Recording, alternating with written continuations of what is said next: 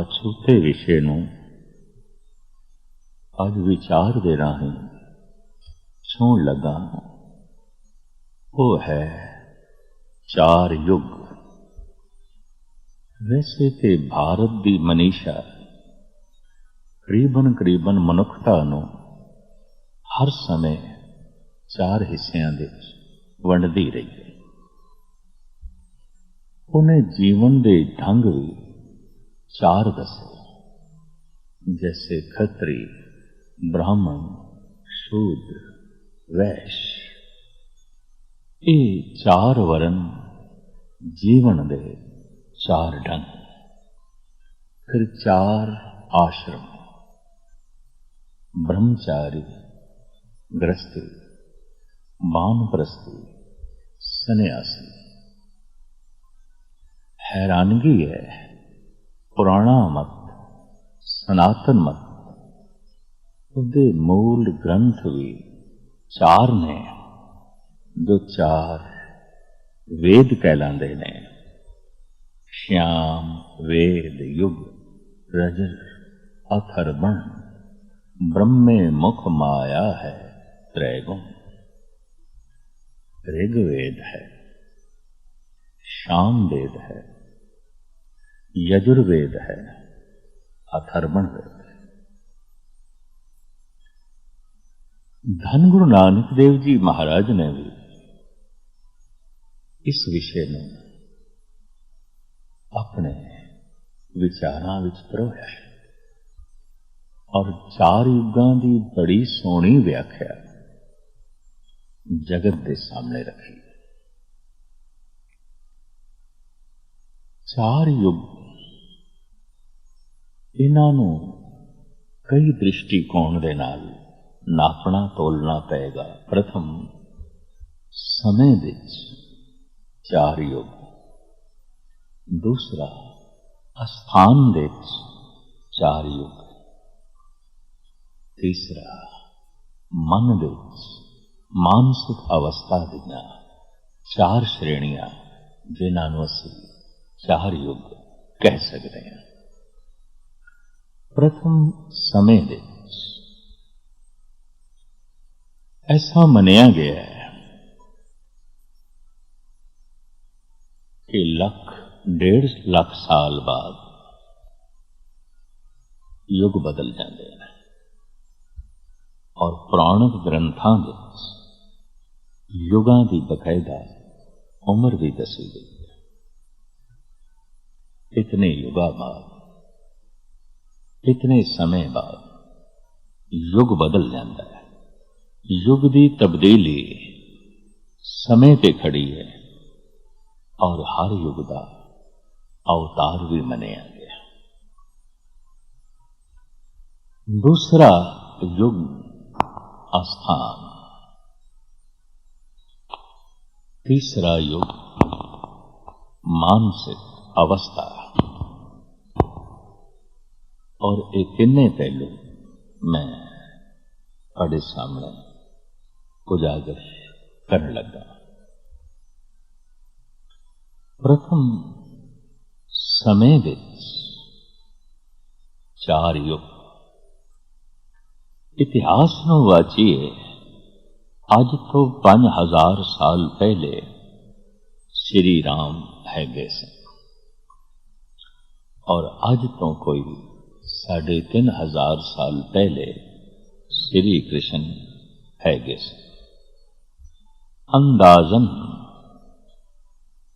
550 साल पहले धन गुरु नानक देव जी महाराज हैगे सन। पर ये तिन्ने अवतार ते 5000 साल की अवधि विच ही हो जाते हैं। एक युग की लखां साल की उम्र कपोल कल्पना तो बिना और कुछ नहीं। क्यों? श्री राम नूं त्रेते युग का अवतार मनते हैं ते 1500 साल बाद कृष्ण मौजूद सन। श्री कृष्ण नूं द्वापर युग का अवतार मनते ने और 3000 साल बाद गुरु नानक प्रगट हो गए और धन गुरु नानक देव जी कल युग दा अवतार मने जाते हैं। ये तो सारे दे सारे 5000 साल दे हो गए। ऐसा अंदाजा है एक युग की उम्र समय विच नापीए तो 2500 साल तो बाद हो नहीं सकती।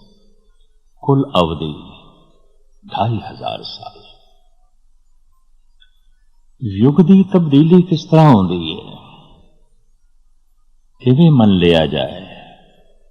युग बदल गया। हजारां लखां साल पहले जो सूरज सी अज भी हुई है। लखां साल पहले जो चंद्रमा सी अज भी हुई है। और इसे तरीके नाल धरती भी हुई है, तारे भी हुई ने, सियारे भी हुई ने, सागर भी हुई है। और किसी हद तक कुछ थोड़ी नदियां दे रदल बदल तो बाद सारिया नदियां भी हुई ने। पुराने तो पुराने इतिहास विच गंगा का जिक्र है, वग रही है अज भी। पुराने इतिहास के जमुना का जिक्र है, नर्मदा का जिक्र है, वग रही ने अज भी। तो जमीन ओही है, दरिया ओही ने, सागर ओही है, सूरज चंद तारे ओही ने। तो इत्थों गल स्पष्ट हो गई, युगां दी तब्दीली मनुख दी तब्दीली ते खड़ी है, ना कि सूरज दे बदलण ते। क्योंकि सूरज ते ओही है, चंद्रमा ते ओही है, सब कुछ ओही है। ते जब सब कुछ ओही है तो फिर ते कोई इक्को ही युग होना चाहिए नहीं। युगां दी तब्दीली मनुख ते खड़ी है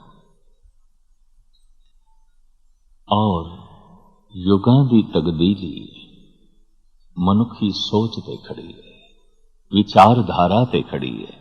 या इंज कह लो, युग एक विचार का ना है, एक मानसिक अवस्था का ना है। मनुख दे विचार दे बदलदियां संसार बदल जाता है, युग बदल जाता है। अंदाजन 2500 साल तो बाद जीवन शैली बदल जाती है, क्योंकि मनुख दे विचार बदल जाते हैं। मनुख एक ऐसा प्राणी है, सब कुछ दे तब्दीली चाहता है। परिवारक ढांचे बदलते रहे ने, राजनीति बदलती रही है, धर्म दे साधन बदलते रहे ने, कर्मकांड बदलता रहा है। और इस सब कुछ की तब्दीली विचार की तब्दीली ते खड़ी है। और विचार की तब्दीली नूं ही युग की तब्दीली मनते ने। बहु गिणती दे जद मनुख दे विचार बदल जान, रहन सहन बदल जाए, खान पान बदल जाए, तो फिर युग बदल जाता है। धन गुरु रामदास जी महाराज युगां नूं अपनी बाणी विच जिस ढंग नाल दृश्यमान करते ने, वो इस तरह है। आसा महला चौथा, सतजुग सब संतोख शरीरा। सतजुगे सत संतोख शरीरा, पग चारे धर्म ध्यान जियो। मन तन हर गावे, परम सुख पावे। हर हृदय हर गुण ज्ञान जियो। गुण ज्ञान पदार्थ हर हर किरतार्थ। शोभा गुरुमुख होई। अंतर बाहर हर प्रभ एको। दूजा अवर न कोई। हर हर लिव हर नाम सखाई। हर दरगे पावे मान जियो। सत जुग सत संतोख शरीरा, पग चारे धर्म ध्यान जियो। धर्म तख्त ते बैठा सी, तख्त ते चार पैर होंदे ने। धर्म चल रहा सी चार पैरां दे आसरे ते। धन गुरु रामदास जी महाराज फरमांदे ने, सतयुग दे धर्म दे चारें पैर मौजूद सन। सतयुग सत संतोख शरीरा, मनुख के शरीर दे अंदर संतोख सी, सत सी, उच्चा आचरण सी, परोपकारी बिरतियां सन और संतोख सी। मन विच तन विच प्रभु दे गीत सन। संतोखी जिंदगी कल कलेश तो बची हुई सी, लिव प्रभु नाल जुड़ी हुई सी। इस तरह गुरु रामदास जी महाराज सतयुग की व्याख्या करते हैं। भौतिक उन्नति भी इतनी नहीं हुई सी, लिहाजा भौतिक रुचियां भी इतनियां उजागर नहीं हुई सन। मनुख अंतर्मुखी सन। शरीर दियां लोड़ां दी पूर्ति हो गई, उस विच संतुष्ट आनंदित सन। एक समय विच जी रहे मनुख सन और तर्ज जिंदगी सी प्राकृतिक जीवन सी, प्रकृति के मुताबिक जी रहे सन। सहजे सहजे बदल गई जीवन शैली। जीवन शैली बदल दी है विचारां दी तब्दीली नाल। धन गुरु रामदास जी महाराज इस तब्दीली नूं इंज बयान करते हैं। युगां दी तब्दीली का जिक्र गुरु अर्जन देव जी महाराज ने भी किया है। युगां दी तब्दीली नूं भाई गुरदास भी बड़े आलमाना ढंग नाल बयान करते हैं और युगां दी तब्दीली नूं जिस ढंग नाल धन गुरु नानक देव जी महाराज ने दर्शाया है, पहले पातशाह की वो विचारधारा भी आप जी दे समक्ष भेंट कर रहे हैं। धन गुरु रामदास जी महाराज आसा राग विच त्रेते युग का नक्शा इस तरह खिंचते ने। त्रेता युग आया अंतर जोर वधाया, जत संयम करम कमाए जियो। त्रेते विच अहंकार उत्पन्न होया और अहंकार की पूर्ति लई हर मनुख जोरावर होण ते जोर लाण लग पिया। मैं जोरावर हो जावां, शक्तिशाली हो जावां, ताकतवर हो जावां। धार्मिक दुनिया जत सत ते संयम ते व्यर्थ दे कर्म कांड ते खड़ी हो गई। पग चौथा खिसकया त्रै पग टिकया, मन हृदय क्रोध जलाए जियो। प्रभुता चाहिए, शक्ति चाहिए तो विघन तो है गए ने, क्योंकि बहुगिणती दे जद मनुख नूं शक्ति चाहिए, जोरावर होना चाहता है तो अगे वधण लई कईयां नूं पछाड़ना पेगा, ते कईयां नूं पछाड़ना पेगा तो कईयां नाल हिंसात्मक घटनावां भी घटणगियां, तो फिर क्रोधित होना भी उन्हां दा लाजमी है जिन्हां नूं धक्के मार के पिछे सुटिया गया होवेगा। तो त्रेते विच क्रोध दी अगन प्रज्वलित हुई। मन हृदय क्रोध महाविसलोद, निरपधावे लड़ दुख पाया। अंतर ममता रोग लगाना, हौं अहंकार वधाया। राजे छोटे छोटे रजवाड़े जागीरदार आपस ਵਿੱਚ ਲੜਨ ਮਰਨ ਲੱਗ ਪਏ।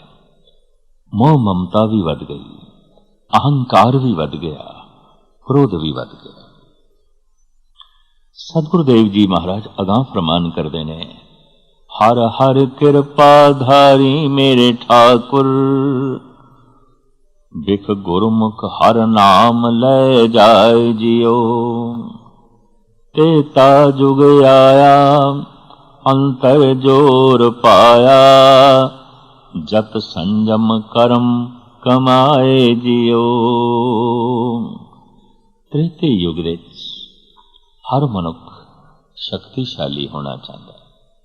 ਅਹੰਕਾਰ ਦੀ ਜ਼ਹਿਰ ਵੱਧ ਗਈ, ਜਿਸ ਨੂੰ ਦੂਰ ਕਰਨ ਵਾਸਤੇ, ਇਸ ਜ਼ਹਿਰ ਨੂੰ ਦੂਰ ਕਰਨ ਵਾਸਤੇ ਸਿਰਫ ਪ੍ਰਭੂ ਦਾ ਨਾਮ ਸੀ। ਪਰ ਇਸ ਤੋਂ ਓਲੇ ਹੋ ਕੇ ਲੋਕੀ ਸੰਜਮ ਤੇ ਜਤ ਰੱਖ ਕੇ, ਆਪਣੀ ਸ਼ਕਤੀ ਵਧਾ ਕੇ ਦੂਜਿਆਂ ਨੂੰ ਪਛਾੜਨਾ ਚਾਹੁੰਦੇ ਨੇ ਔਰ ਸਵੈਮ ਸ਼ਕਤੀਸ਼ਾਲੀ ਹੋਣਾ ਚਾਹੁੰਦੇ ਨੇ। ਇਸ ਤਰ੍ਹਾਂ ਦੀਆਂ ਮਨੋਬਿਰਤੀਆਂ ਵਿੱਚ ਤ੍ਰੇਤੇ ਯੁਗ ਦੇ ਜੀ ਰਹੇ ਨੇ। ਦੁਆਪੁਰ,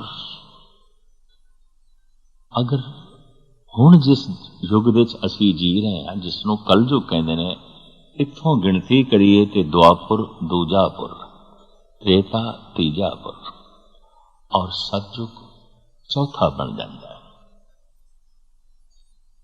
ਔਰ ਇਹ ਗਿਣਤੀ ਠੀਕ ਹੈ, ਤ੍ਰੇਤੇ ਤੋਂ ਮੁਰਾਦ ਤੀਜਾ, ਦੁਆਪੁਰ ਤੋਂ ਮੁਰਾਦ ਦੂਜਾ ਯੁਗ। ਕਲਯੁਗ ਪ੍ਰਥਮ ਮੰਨੀਏ ਤਾਂ ਸਤਯੁਗ ਚੌਥਾ ਬਣ ਜਾਂਦਾ ਹੈ।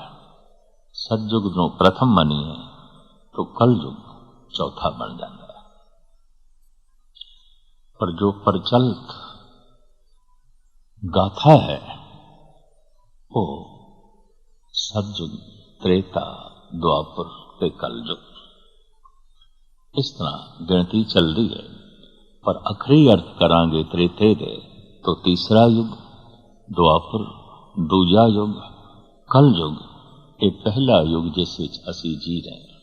ਇਹ ਪਹਿਲਾ ਜੋ ਲੰਘ ਗਿਆ, ਦੂਜਾ ਜੋ ਉਸ ਤੋਂ ਵੀ ਪਹਿਲੇ ਲੰਘ ਗਿਆ, ਤੀਜਾ ਔਰ ਜੋ ਉਸ ਤੋਂ ਵੀ ਪਹਿਲੇ ਸੀ, ਚੌਥਾ।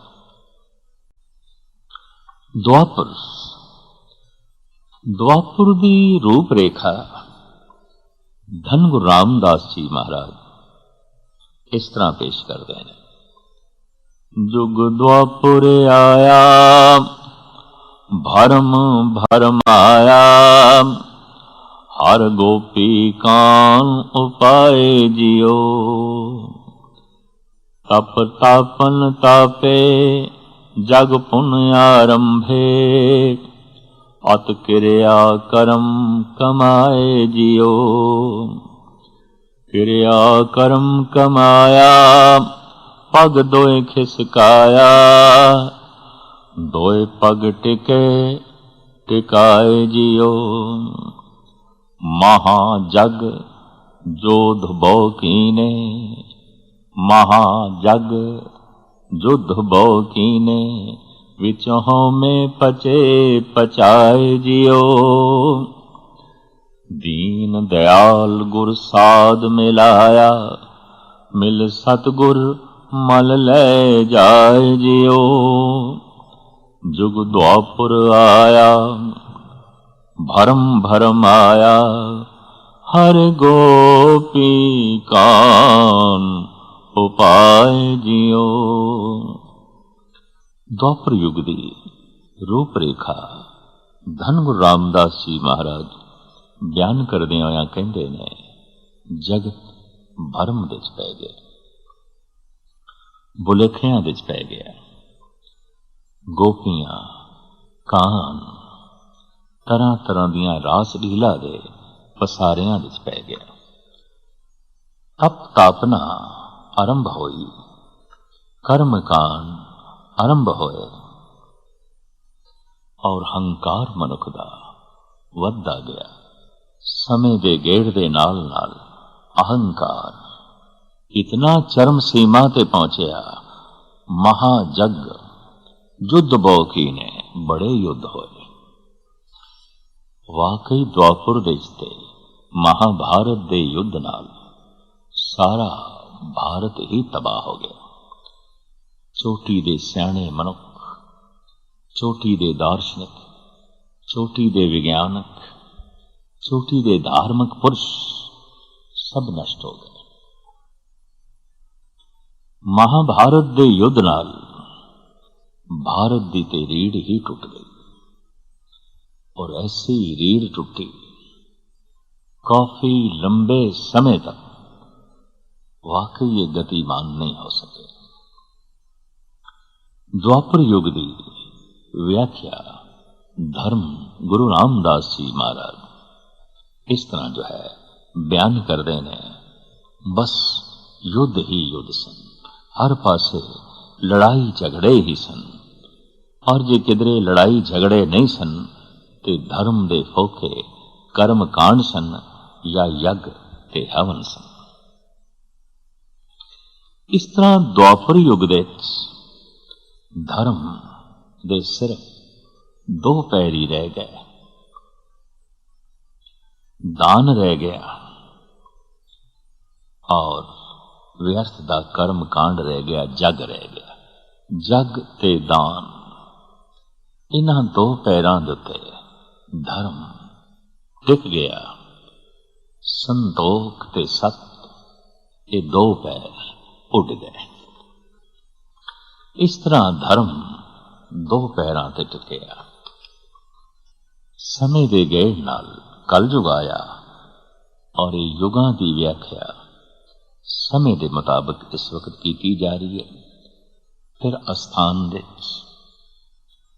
फिर मानसिक अवस्था दे, जिवें जिवें गुरबाणी ने खोलिया मैं संगत ते श्रोतियां दे सामने रख रहा। कल जुग हर किया पग त्रै खिसकिया, पग चौथा टिके टिकाए जियो। गुर शब्द कमाया औखद हर पाया, हर कीरत हर सांत पाए जियो। हर कीरत रुत आई हर नाम वडाई, हर हर नाम खेत जमाया। कल जुग बीज बीजे बिन नावे, सब लाहा मूल गवाया। जन नानक गुरु पूरा पाया, मन हृदय नाम लखाए जियो। कल जुग हर किया पग त्रै खिसकिया, पग चौथा टिके टिकाए जियो। एक पैर रह गया प्रभु दी कीर्ति, हरि दा जस गायन करना। इसते ही कल युग विच धर्म एक पैर दे टिक गया, बाकी ते सब कुछ उड़ पुड़ गया।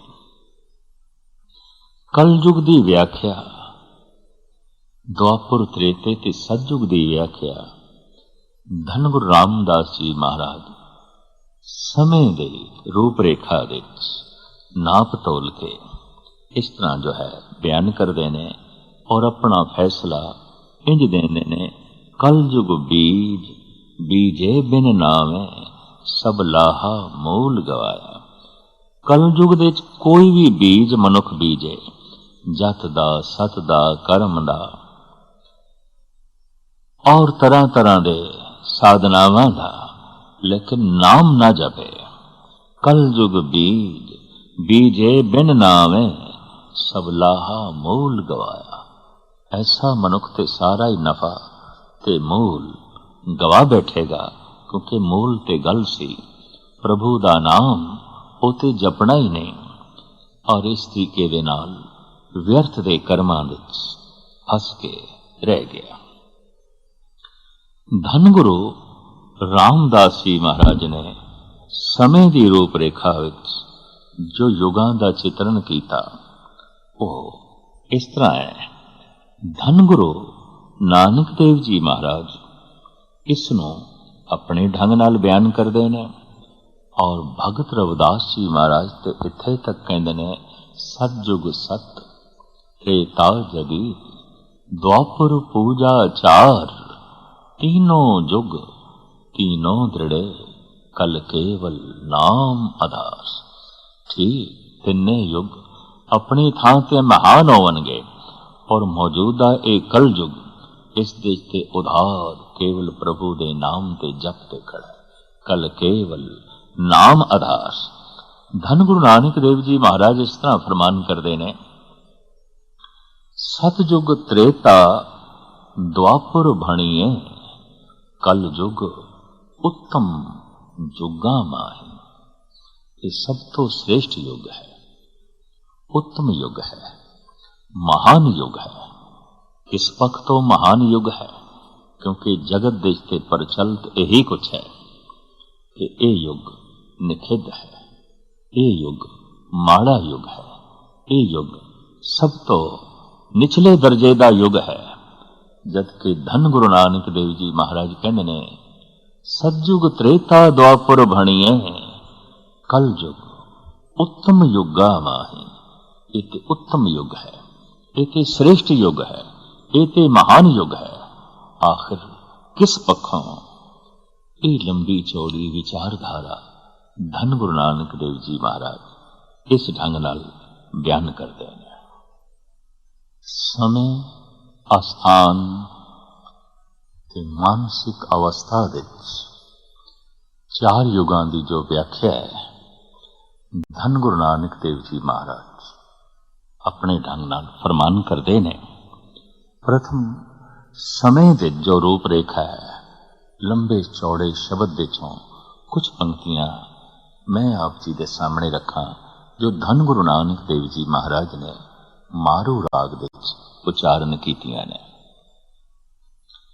सतयुग सत संतोख शरीरा सत सत वर्ते गहर गंभीरा सतयुग साच कहे सब कोई सच वर्ते साचा सोई। झूठ बोलना सतयुग दे मनुख नूं आउंदा ही नहीं सी। उसका एक मूल कारण मनुख संतुष्ट सी, लोड़ां सीमित सन और लोड़ां दी पूर्ति प्राकृतिक रूप दे हो जाती सी। प्रकृति सब दी झोली दे लोड़ां दी पूर्ति पा देंदी सी, कर देंदी सी। जंगल दे फल फुल शिकार इत्यादि खुले रूप दे उपलब्ध सी। आबादी थोड़ी सी, सैकड़े मील तक वसों नहीं सी। झूठ बोलन लई गुंजाइश ही नहीं सी। त्रेते धर्म कला एक चूकी तीन चरण एक दुबदा सूकी। त्रेते विच विश्वास दी थां ते दुबदा आ गई। लिहाजा धर्म दी एक कला नाश हो गई। विश्वास भरोसा सिदक ये नहीं रहा। मन विच दुबदा पैदा हो गई है कि नहीं। दुबदा इसनों कहते ने दो पासे दी धावना पैदा हो गई है कि नहीं है। दरअसल जिस वक्त मन दे च ख्याल होंदा है तो मनुख ईश्वर दे नेड़े होंदा है। उसदे मन दे च रस होंदा है, टिकाव होंदा है, खेड़ा होंदी है, खुशी होंदी है। और जब दूसरा भाव दुबदा दूसरी धावना पैदा हो जाती है, शक शायद नहीं है, उदों ये दूर हो जाता है और दूरियां ते दुख नूं जन्म देंदियां ने। ਦੂਰੀਆਂ ਬੇਰਸੀ ਨੂੰ ਜਨਮ ਦਿੰਦੀਆਂ ਨੇ, ਦੂਰੀਆਂ ਕਲ ਕਲੇਸ਼ ਤੇ ਸੰਤਾਪ ਨੂੰ ਜਨਮ ਦਿੰਦੀਆਂ ਨੇ। ਮਹਾਰਾਜ ਕਹਿੰਦੇ ਨੇ ਦੁਬਦਾ ਦਾ ਜਨਮ ਹੋ ਗਿਆ, ਵਿਸ਼ਵਾਸ ਦੀ ਲੱਤ ਟੁੱਟ ਗਈ। ਦਇਆ ਦੁਆਪੁਰ ਅੱਧੀ ਹੋਈ, ਗੁਰਮੁਖ ਵਿਰਲਾ ਚੀਨੇ ਕੋਈ। ਦੁਆਪੁਰ ਦੇ ਤੇ ਦਇਆ ਮਾਨੋ ਅੱਧੀ ਹੀ ਰਹਿ ਗਈ। ਕੋਈ ਵਿਰਲਾ ਗੁਰਮੁਖ ਬ੍ਰਹਮ ਦਾ ਚਿੰਤਨ ਕਰਦਾ ਸੀ। ਕਠੋਰਤਾ ਇਸ ਹੱਦ ਤੱਕ ਵਧ ਗਈ ਕਿ ਭਰੀ ਸਭਾ ਵਿੱਚ ਵੀ ਭਰਜਾਈ ਨੂੰ ਨਗਨ ਕੀਤਾ ਜਾ ਸਕਦਾ ਹੈ। ਪੰਜ ਭਰਾਵਾਂ ਨੂੰ, ਚਚੇਰੇ ਭਰਾਵਾਂ ਨੂੰ ਜੰਗਲ ਵਿੱਚ ਭਜਾਇਆ ਜਾ ਸਕਦਾ ਹੈ ਔਰ ਉਹਨਾਂ ਦਾ ਸਭ ਕੁਝ ਖੋਇਆ ਜਾ ਸਕਦਾ ਹੈ, ਉਹਨਾਂ ਨੂੰ ਬਰਬਾਦ ਕੀਤਾ ਜਾ ਸਕਦਾ ਹੈ। ਦਇਆ ਕਠੋਰਤਾ ਦਾ ਰੂਪ ਧਾਰਨ ਕਰ ਗਈ। ਜਦ ਭਰਾ ਤੇ ਦਇਆ ਨਹੀਂ ਤਾਂ ਫਿਰ ਗੈਰਾਂ ਨਾਲ ਵਿਵਹਾਰ ਕੀ ਹੋਵੇਗਾ। ਇਹ ਦੁਆਪੁਰ ਦਾ ਨਕਸ਼ਾ ਧੰਨ ਗੁਰੂ ਨਾਨਕ ਦੇਵ ਜੀ ਮਹਾਰਾਜ ਸਮੇਂ ਦੀ ਗਤੀ ਦੇ ਮੁਤਾਬਕ ਸਾਡੇ ਸਾਹਮਣੇ ਰੱਖਦੇ ਨੇ। ਕਲੀ ਕਾਲ ਮੇਂ ਇੱਕ ਕਲ ਰਾਖੀ, ਬਿਨ ਗੁਰ ਪੂਰੇ ਕਿਨੇ ਨਾ ਭਾਖੀ। ਕਲਯੁਗ ਦੇ ਤੇ ਕੇਵਲ ਧਰਮ ਦੀ ਇੱਕੋ ਹੀ ਕਲਾ ਰਹਿ ਗਈ, ਪ੍ਰਭੂ ਦੀ ਕੀਰਤੀ। ਪਰ ਬਿਨਾਂ ਗੁਰੂ ਦੀ ਸਮਝ ਤੋਂ ਇਹ ਕਿਸੇ ਨੇ ਵੀ ਬਾਖੀ ਨਹੀਂ ਭਾਓ, ਇਹ ਕੀਰਤੀ ਕਿਸੇ ਨੇ ਵੀ ਉਚਾਰਨ ਨਹੀਂ ਕੀਤੀ। ਉਂਝ ਧਰਮ ਸਿਰਫ ਇੱਕੋ ਹੀ ਕਲਾ ਤੇ ਰਹਿ ਗਿਆ, ਪ੍ਰਭੂ ਦੀ ਕੀਰਤੀ ਗਾਇਨ ਕਰਨੀ, ਨਾਮ ਜਪਣਾ, ਪ੍ਰਭੂ ਦੇ ਗੁਣ ਗਾਣੇ। ਬਸ ਕਲਯੁਗ ਵਿੱਚ ਇਹੀ ਇੱਕ ਕਲਾ ਰਹਿ ਗਈ। ਸਮੇਂ ਦੀ ਗਤੀ ਵਿੱਚ ਗੁਰੂ ਨਾਨਕ ਵੀ ਆਪਣੇ ਢੰਗ ਨਾਲ ਨਾਪਦੇ ਨੇ, ਪਰ ਮੇਰੇ ਪਾਤਸ਼ਾਹ ਇਸ ਨੂੰ ਬੜੀ ਵਿਗਿਆਨਕ ਸਚਾਈ, ਉਸ ਨੂੰ ਸਾਡੇ ਸਾਹਮਣੇ ਜੋ ਹੈ ਰੱਖਦੇ ਨੇ। ਸਮੇਂ ਦੀ ਦੁਨੀਆ ਵਿੱਚ ਯੁਗਾਂ ਦੀ ਵੰਡ ਔਰ ਇਸ ਤੋਂ ਬਾਅਦ ਮਨ ਦੀ ਦੁਨੀਆ ਵਿੱਚ ਸਮੇਂ ਦੀ ਵੰਡ। ਇਹ ਸ਼ਬਦ ਆਸਾ ਦੀਵਾਰ ਵਿੱਚ ਹੈ, ਸ਼ਲੋਕ ਦੇ ਰੂਪ ਵਿੱਚ। ਸਤਸੰਗੀਆਂ ਨੂੰ ਕੰਠ ਹੈ। ਨਾਨਕ ਮੇਰ ਸਰੀਰ ਕਾ ਇੱਕ ਰਥ ਇੱਕ ਰਥਵਾ।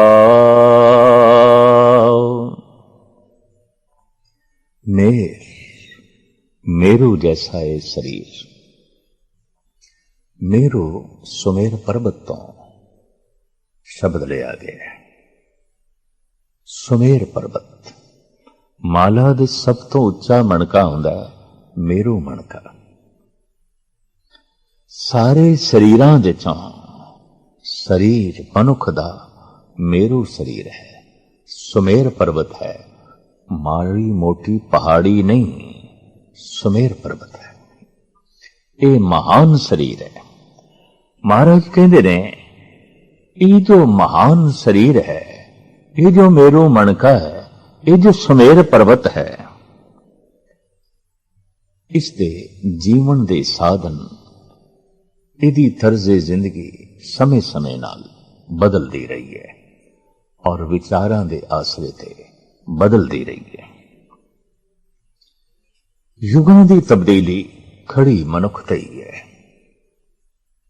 बाहर दी किसी चीज दे ते युगां दी तब्दीली खड़ी नहीं। रामकली राग विच धन गुरु नानक देव जी महाराज फरमान करदे ने, सोई चंद चढ़े से तारे, सोई दिनियर तप्त रहे, सा धरती सा पवन झुलारे, जुग जी खेले थां कैसे, ओही चंद्रमा ओही तारे ने। ओही गंगा है, ओही सागर है, ओही धरती है। और हजारां साल पहले भी पंज तत्तां दे मनुख होंदे सन, अज भी पंज तत्तां दे ने। ब्रह्मंड दे पंज तत्त ही व्यापक सन, अज भी पंज तत्त ने। धन गुरु अमरदास जी महाराज फरमान करते ने, पंच तत्त कर तुद सब सृष्ट साजी, कोई छेवा करियो जे किछ कीता होवे। तो सोई चंद चढ़े से तारे, सोई दिनियर तप्त रहे, सा धरती सा पवन झुलारे, जुग जी खेले थाव कैसे। आखिर सब कुछ ओही है, फिर इसनूं कलयुग क्यों कहते हैं? विचार बदल गए, जीवन शैली बदल गई। आग गुणा कल आईए। महाराज कहते मैं कहने लगा कलयुग आया है, कलयुग आया है। किवें पहचान करिए? जे को सत करे सो चीजे, तप घर तप न होई, जे को नाम ले बदनामी, कल के लक्षण यही। यही कलयुग के लक्षण ने कि कोई उच्चा इखलाक धारण करने का प्रण करे, मैं सच बोलना है और सतवादी जीवन व्यतीत करना है, छिज जाएगा। संसार विच बहु गिणती दे चल रहा झूठ, इसनूं सतवादी नहीं रहन देगा। तप घर तप ना होई, तपीश्वर दा तप नहीं हो सकेगा, भ्रष्ट हो जाएगा। जे को नाम ले बदनामी, कल के लक्षण यही। जो नाम जपेगा, बंदगी करेगा, उन्होंने मूर्ख आख्या जाएगा, भोला आख्या जाएगा, पछड़िया होया आख्या जाएगा, धर्मांध आख्या जाएगा। ये कलयुग दे लक्षण नहीं। महाराज कहते जिस सिकदारी तिसे खुआरी, चाकर के है डरना, जा सिकदारे पवे जंजीरी, ता चाकर हथों मरना। कलयुग दी होर रूप रेखा बयान करदे होया महाराज कहते ने किसी पक्ष का भी जो चौधरी है खुआर होगा। कोई भी जिम्मेवारी चुके, समाज आर्थिक राजनैतिक जरीलो खुआर होगा, और उसनों अक्सर चाकरां तो डर के रहना पेगा। प्रजा तो डरदे हुए राजे जीणगे। जां सिकदारे पवे जंजीरी, तां चाकर हथों मरना। जे किधरे चौधरी बंधना दे पै जाए तो अक्सर मुलाजम दे हथों, चाकर दे हथों, नौकर दे हथों ही उसकी मौत होगी, सेवक दे हथों मालिक दी मौत होगी। ये तो सब कुछ असी देखते पे हाँ। घर दे नौकर ही घर दे मालिक नूं मार जांदे ने, घर दे नौकर ही घर नूं लुट लैंदे ने। और अक्सर मालिक नौकरां तो डर डर के अपना जीवन बतीत करते ने, प्रजा तो डरे हुए ने। हुक्मरान ते जो प्रजा तो डरिया होया हुक्मरान है, वो तो फिर प्रजा के मुताबिक ही चलेगा। अगर प्रजा भ्रष्ट है, राजा भ्रष्ट हो जाएगा, राजा भ्रष्ट है, प्रजा भ्रष्ट हो जाएगी। ऐसी बैरूनी रंगत जो कलयुग दी है, धन गुरु नानक देव जी महाराज बयान करते ने। और कहते तपीश्वर तप नहीं कर सकेगा, जपीश्वर जप नहीं कर सकेगा। उच्चा आचरण धारने जिसने प्रण किया है, अपने प्रण को निभा नहीं सकेगा। जे को सत करे सो चीजे, तप घर तप न होई, जे को नाम ले बदनामी, कल के लक्षण ए कलयुग दे लक्षण ने। इते होई बैरोनी रूप दे कलयुग दी द्वापर त्रेते ते सतयुग दी व्याख्या। इसनों जो अध्यात्मक रंगत गुरु नानक देव जी महाराज ने दिती है और उसकी जो व्याख्या भाई गुरदास ने की है, उस पहलू नूं छुए बिना ये सारी विचारधारा अधूरी रह जाएगी। उंज भी युगां दी ए वंड भारत दे ऋषि मुनियां ने ही की थी और ये एक प्रबल सच्चाई है कि धर्म दा बहुत गहरा बोध, मनुख दे मानसिक मंडल दा बहुत गहरा अध्ययन जो इस देश विच होया है और किधरे भी नहीं होया। इस वास्ते बड़े गहरे ऋषि इस देश ने पैदा किए। धर्म दा बहुत वड्डा साहित्य इस देश ने पैदा किया। कितने अवतार, कितने संत, कितने महात्मा, कितने भगत इस देश ने पैदा किए, भरे होया है। ये देश भगतां नाल, संतां नाल, अवतारां नाल, गुरुआं नाल। इसनूं ऐसा कह दईए कि वाइब्रेशन इस देश दी ऐसी सी, माहौल इस देश दा ऐसा सी, संत पैदा हो रहे सन, भगत पैदा हो रहे सन, अवतारी पुरुष आ रहे सन। इस देश की महिमा अज भी उन्हां अवतारां करके है, अज भी उन्हां भगतां करके है। चार युगां दे अवतारां दी रूप रेखा भट्टां दी बाणी विच इंज दर्ज है। भट्ट कहंदे ने, सतयुग तै माणियो छलियो बल बावन भायो, त्रेते तै माणियो राम रघुवंश कहायो, द्वापुर कृष्ण मुरार कंस कृतारथ कियो, उगर सैन को राज अभय भगतैं जन दियो, कल युग प्रमाण नानक गुर अंगद अमर कहायो, श्री गुरु राज अब चले अटल आद पुरख उर्मायो। सतयुग दे 52 बोने अवतार, त्रेते दे श्री कृष्ण रघुवंशी, द्वापर दे श्री कृष्ण यादव वंशी और कल युग दे धन गुरु नानक देव जी महाराज बेदी वंश दे उजागर होए। समय दी रूप रेखा विच भट्ट अवतारां नूं इस तरीके दे नाल मनदे ने और समय दा बैरूनी प्रभाव जन्म साखी विच इंज चितरिया होया है।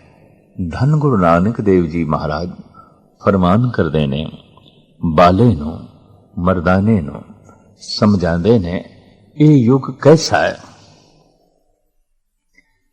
जे बैठा तां आखिए बैठा 70 घट, जे चलना तां आखिए छार गया सित घट।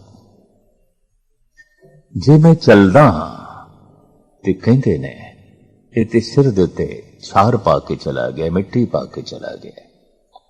ते जे मैं बैठा रहां ते लोकी कहंदे ने ये ते बस 70 बैठ के ही बैठा होया, 70 मल के ही बैठा होया, ये तो सिर्फ बैठा ही रहता है। जे बैठा तय आखिए बैठा 70 घत, जे चलना ता आखिए छार गया सिरगत। जे बोला ता आखिए बड़बड़ करे बहुत, चुप रहा ता आखिए ऐस घटना ही मत। जे मैं बोलदा ही नहीं, खामोशी धारण कर लेना, तो कहंदे ने इहदे कोल कुवत गोयाई नहीं है, इहदे कोल बोलण दा ढंग नहीं है, इहदे कोल अकल ही नहीं है। पर जे मैं मौका महल गल करा, बातचीत करा, ते कहंदे ने ते बड़बड़ करदा पिया, बस बोली जांदा है, बोली जांदा है। जे बोला ता आखिए, बड़बड़ करे बहुत, चुप रहा ता आखिए, ऐस घटना ही मत। काई गाल ना मेवनी, करता ही रखे पत। बस दुनिया दा कम हो गया है, निंदा करने और निंदा करन लई बहाने लबने। चल रहा है मनुख, लै खाक उड़ा के चल रहा है। बैठा है मनुख, बस बैठा ही रहिंदा है, बैठा ही रहिंदा है। बोले बड़बड़ करदा पिया, चुप है, मूर्ख है। गर्ज के निंदा करन दे बहाने। इस युग दे जन्म साखी दे कथन अनुसार निंदा चरम सीमा ते है और मनुख कदम कदम दते निंदा कर रहा है और निंदा करन दे बहाने लभदा है।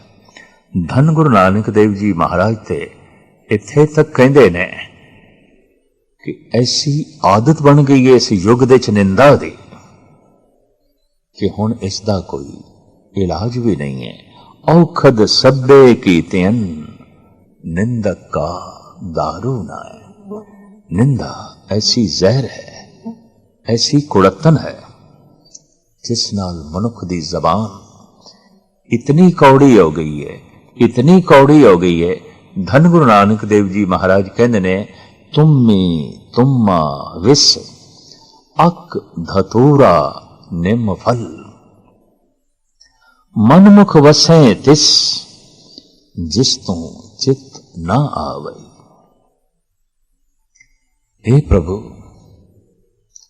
मनुख ऐसा निंदक हो गया है और उसकी रसना झूठ बोल बोल के इतनी कौड़ी हो गई है, कोई तुम्मा इतना कौड़ा नहीं, निम इतनी कौड़ी नहीं, जहर इतनी कौड़ी नहीं, जिड़ा ओ हिरदा कौड़ा है जिस विच तो नहीं है, ते सिर्फ निंदा ही निंदा है।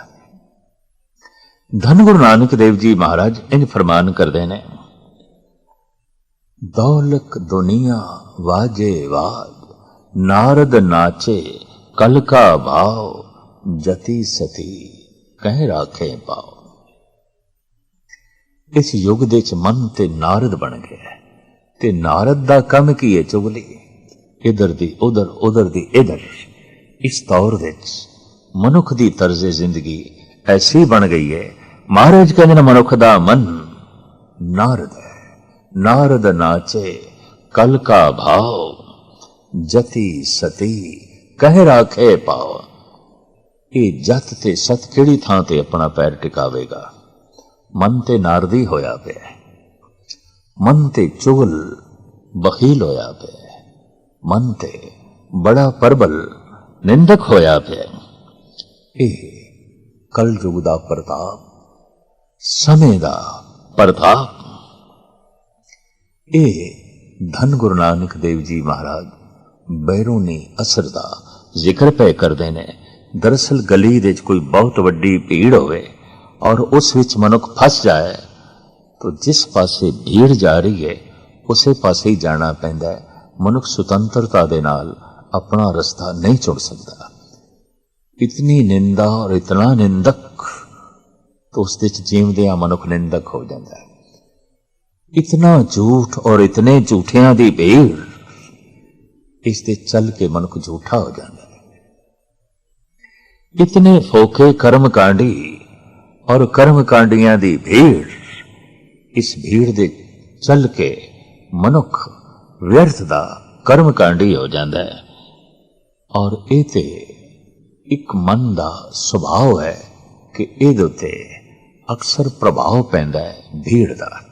मनुख कहंदा है इतने सारे मनुख जो चल रहे ने ते गलत किस तरह हो सकते ने। दरअसल बहु गिनती ही गलत हो सकती है। किसी समय